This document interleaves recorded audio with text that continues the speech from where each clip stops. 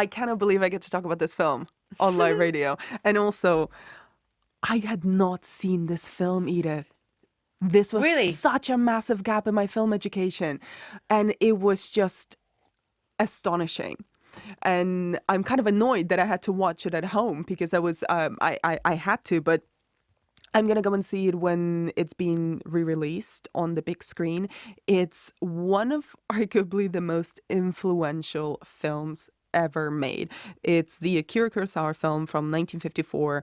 It's interesting rewatching it, well, watching it after knowing its influence and after seeing Yeah. its influence on so many films, so many westerns, so many sci-fi films, everything from, the Magnificent Seven to Star Wars.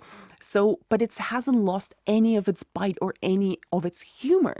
I was really surprised that it's so incredibly funny. And the lead performance by Toshiro Mifune really absolutely bowled me. He is like a mad dog in this film. So it's just a stunning achievement. The back history of this film as well. I spent so much time reading about it, and I don't want to talk too much about it because I think it's one of those films that you kind of buries itself under the weight of how important and influential it's been. And I find that sometimes that can put people off because you're kind of forced into liking it before you even see it, because you think that because so many people and so many filmmakers have been wowed by this film for over 50 years that you must enjoy it. And we all need to come to films that are on our own terms and our own time. But I genuinely really encourage everyone to take the chance now that it's going back into cinemas. It's going to be screening at the BFI. It's part of their big Japan season. They're releasing it as well.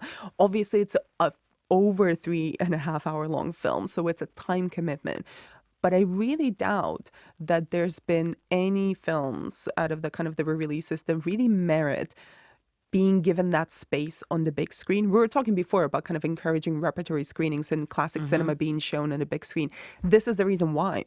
Because if you have never seen it, and it's always been one of those things that feels a little bit too unapproachable because of how important it's been, because of how lauded it's been, go watch it blind. Go watch it blind in a cinema.